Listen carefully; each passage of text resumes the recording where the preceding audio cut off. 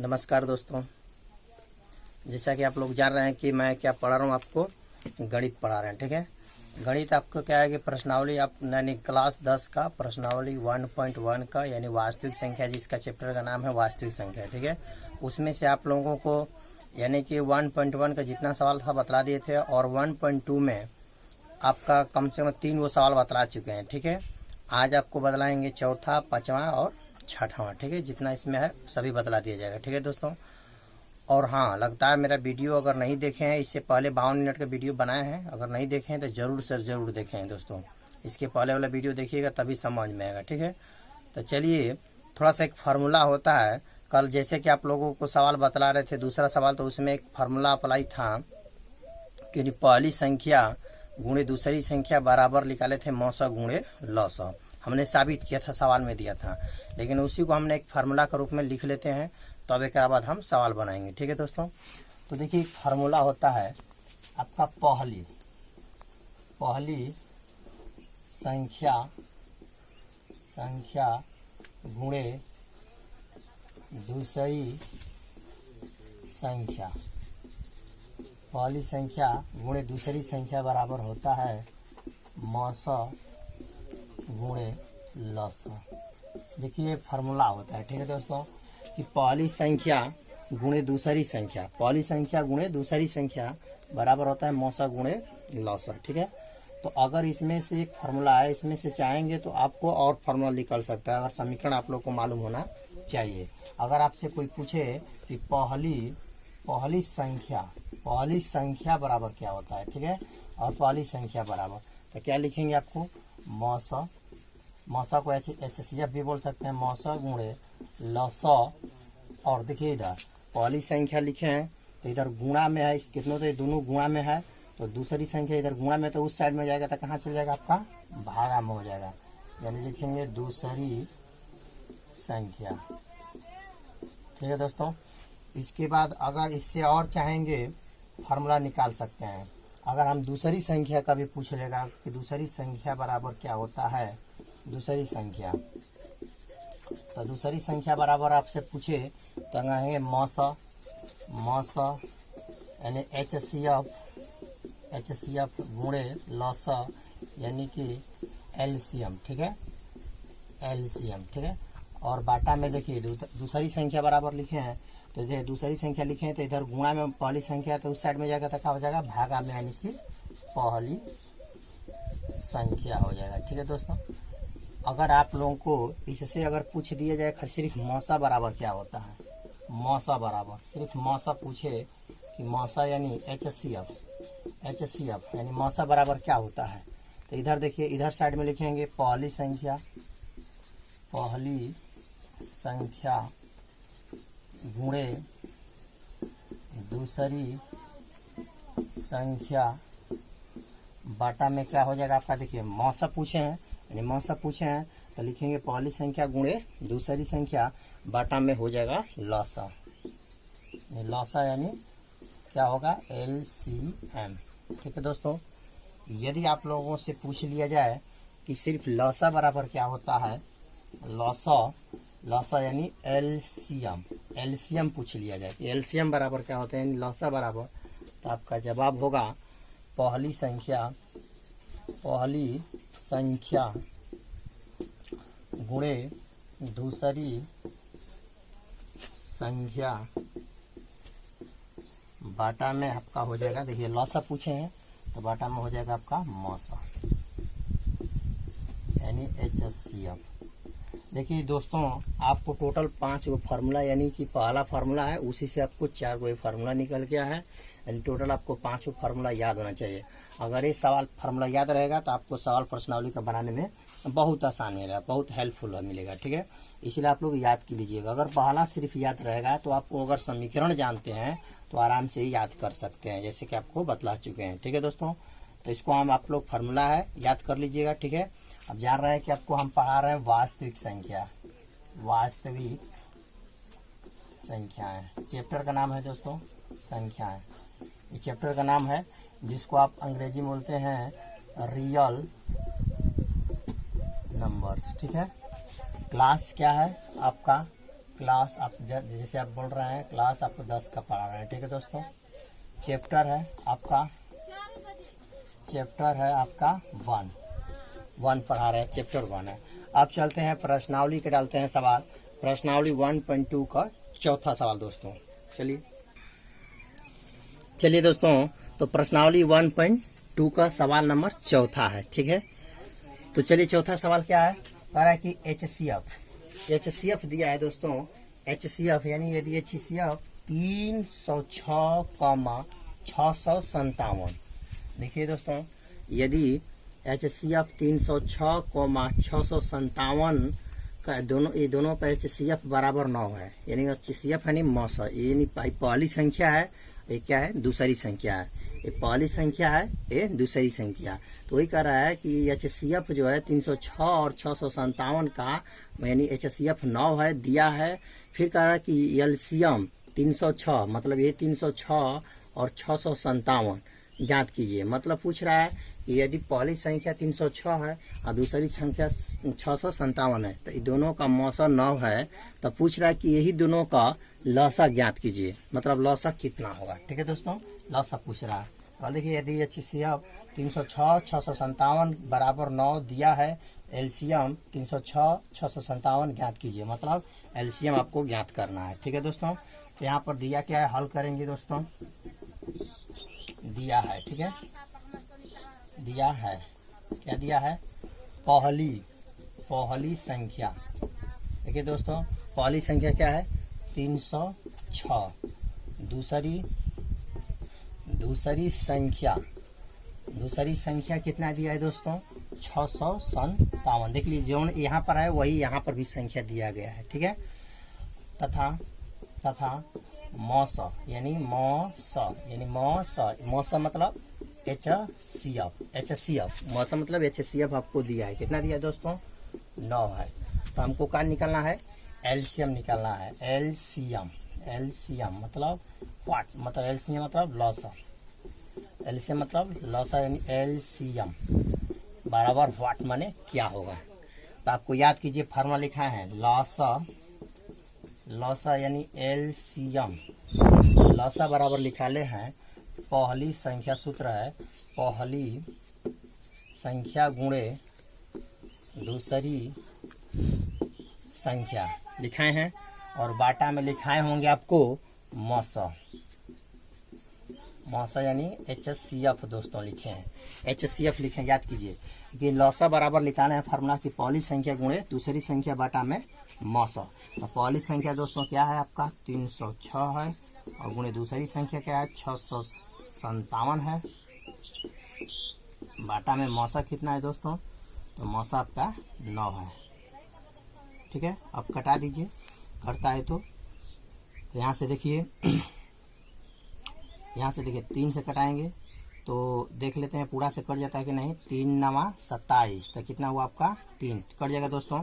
देखिए 3 9 नतीली 27 होगा, तो 30 में 27 घटल तो आपका 3 है, 3 इसको देगा तो 36, तो 9 चौके 36 यानी 34 बेर में दोस्तों कट जाएगा। तो यहाँ पर होगा 34 और गुणे यानी 657 ये बचा है।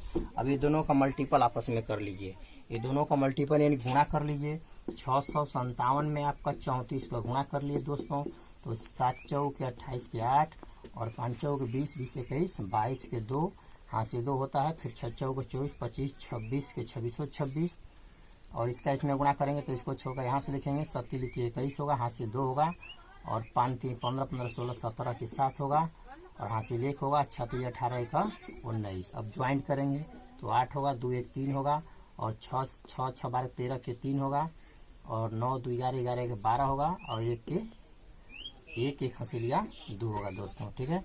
तो यहाँ पर टोटल गुणा करने पर 22 33 8, ये इसका क्या होगा आंसर, यानी कि ये लॉसा आ गया, यानी एलसीएम आ गया दोस्तों, ठीक है।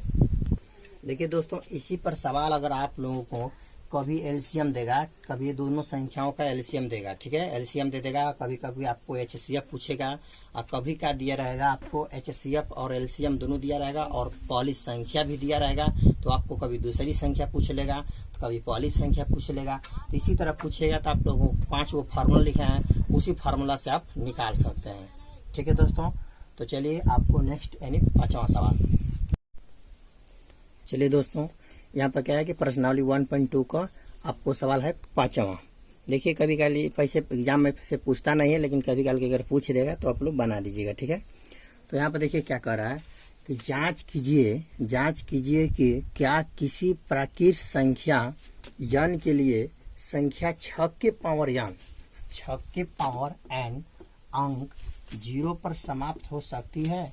जांच कीजिए कि क्या किसी प्राकृत संख्या जानते हैं 1 2 3 4 5 होता है, तो संख्या n के लिए, सिर्फ n के लिए संख्या 6 के पावर 3 मतलब 6 के पावर n है, 6 के पावर n अंक 0 पर समाप्त हो सकती है। तो इसको हम क्या करेंगे, हल करेंगे तो लिखेंगे नहीं, क्योंकि क्या कह रहा है कि क्योंकि संख्या 0 पर समाप्त हो तो 5 से विभाजित होगी। अगर यदि संख्या मतलब 0 पर अगर ये समाप्त हो जाएगी, ये 0 पर समाप्त हो जाएगी तो वो संख्या क्या होगी, 5 से विभाजित होगी। ठीक है, लेकिन यहाँ पर ये देख रहे हैं, ये लिखेंगे नहीं, क्योंकि संख्या 0 पर समाप्त हो तो 5 से विभाजित होगी। लेकिन परंतु लिखेंगे जो यहाँ पर दिया है कि 6 के पावर n दिया है, तो 6 है, 6 का भाज्य गुणनखंड करेंगे, 6 का भाज्य गुणनखंड करेंगे तो 6 में सिर्फ 2 और 3 शामिल है, लेकिन यहाँ पर 5 शामिल नहीं है। अगर 5 रहता तब तो 0 पर समाप्त हो सकती, लेकिन यहाँ पर 5 गुणनखंड इसका नहीं है। अगर इसका गुणनखंड क्या रहता, आपको 5 रहता, जब 5 गुणनखंड रहता तो 0 पर समाप्त हो सकती है, लेकिन यहाँ पर इसका गुणनखंड हमने किया तो 2 और 3 आया, 2 और 3 के अलावा 5 कोई दूसरा संख्या नहीं आया है। यहाँ पर लिखेंगे यहाँ केवल 2 और 3 ही गुणनखंड है, मतलब जो 6 है, 6 का 2 और 3 ही गुणनखंड है और 5 नहीं है, इसीलिए 0 पर समाप्त नहीं हो सकता है। नहीं लिखा नहीं, क्योंकि संख्या 0 पर समाप्त हो तो 5 से विभाजित होगी, यानी 0 पर तभी समाप्त होगा जबकि वो 5 से विभाजित होगी। तो 5 से तभी विभाजित होगी जबकि इसके गुणनखंड क्या होगा, 5 होगा, लेकिन इसका गुणनखंड करने पर 5 नहीं आया है, इसीलिए बोलेंगे यहाँ केवल 2 और 3 ही गुणनखंड है और 5 नहीं है। ठीक है, चलिए इसके बाद लेते हैं आपको 6वां सवाल। चलिए दोस्तों, तो प्रश्नावली 1.2 का सवाल नंबर 6वां। देखिए 6वां में क्या कर रहा है, व्याख्या कीजिए कि कह रहा है कि 7 गुणे 11 गुणे 13 गुणे प्लस है प्लस 13 है। ठीक है, फिर से देखिए 7 गुणे 11 गुणे 13 प्लस 13 और 7 गुणे 6 गुणे 5 गुणे 4 गुणे 3 गुणे 2 गुणे 1 प्लस 5 भाज्य संख्या क्यों है। मतलब हमको ये देखना है कि ये भाज्य संख्या क्यों है। ठीक है, हमको ये देखना है कि ये भाज्य है तो क्यों है। तो इसका मतलब ये है कि भाज्य क्यों है, भाज्य संख्या क्यों है, कारण हमको बतलाना है, यानी व्याख्या करना है। हमने व्याख्या करेंगे। ठीक है दोस्तों, यानी यहाँ पर पहले 7 लिखेंगे, गुणे 11 लिखेंगे, गुणे 13 लिखेंगे, प्लस कितना दिया है 13 है। ठीक है, इसमें देखेंगे दोनों में क्या कॉमन हो रहा है। ये दोनों में यहाँ से देखिए, यहाँ से यहाँ तक गुणा एक पद का आएगा, गुणा वाला में यहाँ से यहाँ तक प्लस में, जब प्लस माइनस में जब रहता है तभी कॉमन होता है दोस्तों। यहाँ ठीक है, यहाँ से यहाँ तक एक पद बोलेंगे, प्लस में 13 है, तो दोनों में से क्या कॉमन हो रहा है, तो 13 सिर्फ कॉमन हो रहा है, 13 कॉमन हो रहा है। तो जब 13 निकालेंगे तो यहाँ से हुआ आपका 7 और गुणे कितना हुआ आपका 11 और गुणे के जब कुछ है तो जब मान लीजिए 1 हुआ, प्लस यहाँ से भी 13 निकल गया तो यहाँ पर क्या हुआ 1 बचा। ठीक है दोस्तों, जब कॉमन 13 निकल जाता है तो वहाँ से निकल जाता है तो पूरा कुछ नहीं तो वहाँ पर 1 होता है दोस्तों। यहाँ पर हुआ 13 हो गया, इसके बाद यहाँ से यहाँ तक गुणा करेंगे तो हो जाएगा आपका 77 हो जाएगा और प्लस में 1 होगा। इसके बाद 13 लिखेंगे, 77 एक जोड़ेंगे तो हो जाएगा आपका 78। ठीक है दोस्तों, 78 हो जाएगा। अब हम क्या करेंगे यहाँ से कि यहाँ पर 13 लिखेंगे 10 का 10 और 78 का भाज्य गुणनखंड करेंगे साइड में, 78 का भाज्य गुणनखंड करेंगे दोस्तों। तो यहाँ से 2 से ले जाएंगे तो हो जाएगा आपका 7 के इसको देगा तो हो जाएगा 6 का दबा कितना हो जाएगा 3, यहाँ से लेगा तो कितना होगा 18 का दबा 9, फिर 3 से ले जाएंगे तो 13 3 39, 13 दूना के 26 13 39, 13 बार में कटेगा। तो इसका गुणनखंड करने पर, फैक्टर करने पर आपका 2 गुणे 3 गुणे 13 आया। ठीक है दोस्तों, इसको हम सजा देंगे। इसको हम पहले छोटा जो संख्या उसको लिख लेंगे, पहले 2 लिखेंगे, तब इसके बाद क्या लिख लेंगे हम लोग 3 लिख लेंगे। इसके बाद 13 कितने हैं 2 गो है, यहाँ पर लिखेंगे 13 का स्क्वायर। तो यहाँ पर ये देखिए कि ये क्या है कि दोस्तों यानी 2 गुणे 3 गुणे 13 के पावर 2, तो लिखेंगे यहाँ यह अभाज्य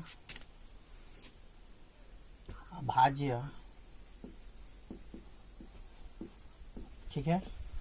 यहाँ पर लिखेंगे, देखिए दोस्तों, तो यहाँ पर क्या लिखेंगे 2 गुणे 3 गुणे 13 के पावर 2 है। तो हम यहाँ पर क्या करेंगे, यह अभाज्य गुणनखंडों का गुणनफल है। मतलब ये किसका दिया था, ये दिया था खुद सवाल में कह रहा था, मतलब कि कहने का मतलब यहाँ पर कह रहा कि व्याख्या कीजिए कि इतना इतना कह रहा कि भाज्य संख्या क्यों है। तो इसका मतलब भाज्य संख्या क्यों है, तो इसका मतलब ये पहले दिया होगा अभाज्य संख्या, अभाज्य संख्याओं का एक गुणनफल था, इसलिए हमने देखा कि यह अभाज्य, ठीक है, अभाज्य गुणनखंडों का गुणनफल है। मतलब अभाज्य गुणनखंडों का गुणनफल है जो भाज्य संख्या को व्यक्त करता है। अब देखो यहाँ पर क्या हुआ, भाज्य संख्या, क्योंकि 13 का स्क्वायर करेंगे, तो 13 का जब स्क्वायर करेंगे तो आपका हो गया 169। तो 169 जो होता है मतलब स्वयं से भी कटेगा और 1 से भी कटेगा, स्वयं से भी कटेगा, इसके अलावा किसी दूसरे भी संख्या से कटता है। भाज्य संख्या मतलब भाज्य संख्या वही होता है कि 1 से भी कटे, स्वयं से कटे और उसके अलावा किसी दूसरे भी संख्या से कट जाए, उसी को बोलते हैं भाज्य संख्या। इसलिए 13 के पावर 2 है, तो इसका मतलब भाज्य संख्या है। जब भाज्य संख्या में किसी संख्या से गुणा करेंगे तो वो भी भाज्य संख्या होगा, ठीक है। तो इसीलिए मैंने लिखा जो भाज्य संख्या को व्यक्त करता है। इसके आगे और पहले और पूछा है और इसको भी बतलाना है, तो और में हमने देखेंगे और क्या करना, व्याख्या इसका भी है, व्याख्या करना है। कितना का है 7 गुणे 6 गुणे 5 गुणे 4 गुणे 3 गुणे 2 गुणे 1 प्लस 5 है, ठीक है। इसको भी देखना है। तो हम क्या करेंगे, यहाँ से कुछ कॉमन करेंगे, तो यहाँ से सभी गुणा में है तो एक पद का आएगा और प्लस में उस साइड में है, इसलिए हमने यहाँ से यहाँ तक सभी को एक पद ही बोलेंगे और उधर प्लस को बोलेंगे है। प्लस माइनस में ही कॉमन होता है, इसलिए यहाँ से कॉमन करेंगे आपको 5। यहाँ से बचल आपका 7 गुणे 6 गुणे 5 कैंसिल, तो यहाँ पर 1 हुआ, और 4 गुणे 3 और गुणे 2 और गुणे 1 और प्लस 5 कैंसिल, तो यहाँ पर क्या हुआ 1 बचा, कुछ नहीं, तो क्या यहाँ पर हुआ आपका 1 हुआ, ठीक है दोस्तों। अब हम क्या करेंगे यहाँ से कि 5 लिखेंगे और यहाँ पर गुणा करेंगे, 7 छक्के 42 हो जाएगा और गुणे, एक बाद यहाँ पर देखिए 4 3 12, 4 3 12, 12 दूना की आपका 24 होगा, 24 हो जाएगा और प्लस में उधर 1 दिया है। अब यहाँ पर क्या करेंगे दोस्तों कि 5 लिखेंगे और यहाँ से देखिए यानी 42 में आपको 24 को गुणा करेंगे, 42 में 24 को गुणा, यानी 42 में आपका 24 को गुणा कर लीजिए, तो 4 दूना के 8 और 4 चौके 16, 2 दूना के 4 और 4 दूना के 8, तो 8 हो गया, 6 4 10, 8 1 9 1 10। फिर से देखिए दोस्तों, 8 का 6 4 10 के 0 हो गया और 8 1 9 1 10 हो जाएगा, ठीक है। और उसमें अब कितना जोड़ना है आप लोगों को देख लीजिए, यहाँ पर 7 6 के 42 हो गया, 4 3 12, 12 दूना के 24, 42 में 24 को गुणा करेंगे, 4 दूना के 8 और 4 चौके 16, फिर 2 दूना के 4 और 4 दूना के 8 हो गया, और 6 4 10, 8 के 8 हो गया, 6 4 10 और 8 1 9 1 10, ठीक है। इसके बाद क्या करेंगे, यहाँ पर हो गया आपका इतना इतना और 8, ठीक है, प्लस में कितना है 1 है। यहाँ पर क्या करेंगे 5 गुणे इसमें जोड़ेंगे तो हो जाएगा इतना इतना, 8 में जोड़ेंगे तो 9 हो जाएगा दोस्तों, ठीक है। अब इतना का भाज्य गुणनखंड करेंगे, कितना है आपको, यानी 1009 है। तो देखिए यहाँ से 1009 है, इसका भाज्य गुणनखंड साइड में कर लेंगे हम लोग दोस्तों। तो यहाँ से चाहे आपको साइड में हम कर सकते हैं, 9 है, इसका भाज्य गुणनखंड करेंगे तो सबसे पहले कितना से ले जाएंगे, 3 से कटेगा तो तितली के 9 हो जाएगा, एक बचल इसको देगा तो 0, यानी 1 देगा तो 10, तितली के आपका हो जाएगा 9, एक इसको देगा तो कितना हो जाएगा, 3 से कटने वाला नहीं है दोस्तों, ठीक है। देखिए दोस्तों, तो क्या करेंगे कि इसका फिर इसमें गुणा कर देंगे तो इतना आ जाएगा, ठीक है। जब इतना आ जाता है यही ये बात यहाँ पर भी लिख लेंगे कि यह क्या है, यह अभाज्य गुणनखंडों का, ठीक है, गुणनफल है, ठीक है। पहले अभाज्य गुणनखंडों का गुणनफल है जो भाज्य संख्या को व्यक्त करता है। यही सब लिखना है, ठीक है। यही आंसर का आएगा, इसका आंसर हो जाएगा, ठीक है। जो कि पहले देखिए पूछ रहा था कि भाज्य संख्या क्यों है, ये भी देखिए भाज्य संख्या है क्योंकि स्वयं के अलावा भी किसी दूसरे भी संख्या से कटेगा। ये 5 से भी कट सकता है, स्वयं से भी कटेगा और 1 से भी कटेगा, इसीलिए क्या हुआ ये भाज्य संख्या पूछ रहा था क्यों है। इसे लिखेंगे कि यह अभाज्य गुणनखंडों का गुणनफल है जो भाज्य संख्या को व्यक्त करता है, ठीक है दोस्तों। इसके बाद नेक्स्ट चलते हैं सवाल। देखिए दोस्तों, प्रश्नावली 1.2 का 7वां सवाल है। देखिए 7वां सवाल है, कुछ कहानी ने बढ़ा दिया है, आप चाहेंगे तो बना सकते हैं। देखिए कह रहा है किसी खेल के मैदान के चारों ओर एक वृत्ताकार पथ है, इस मैदान का एक चक्कर लगाने में सोनिया को 18 मिनट लगते हैं, ठीक है। जबकि इसी मैदान का एक चक्कर लगाने में रवि को 12 मिनट लगते हैं। मान लीजिए कि वे दोनों एक ही स्थान और एक ही समय पर चलना प्राप्त करते हैं, कह रहा है कि करके एक ही दिशा में चलते हैं, कितने समय बाद वे पुनः प्रारंभिक स्थान पर मिलेंगे। तो देखिए दोस्तों, आप क्या करेंगे कि सोनिया का जो है और रवि दिया है, दोनों को जो है 18 और 12 दोनों का लौसा जब निकाल देंगे तो आपका आ जाएगा पुनः प्रारंभिक स्थान पर मिलेंगे। यानी 18 और 12 का लौसा निकाल दीजिएगा, जो आएगा वही आपका प्रारंभिक स्थान हो जाएगा, ठीक है दोस्तों। इसी पर क्या करते हैं, क्लास बंद करते हैं। जय हिंद, जय भारत।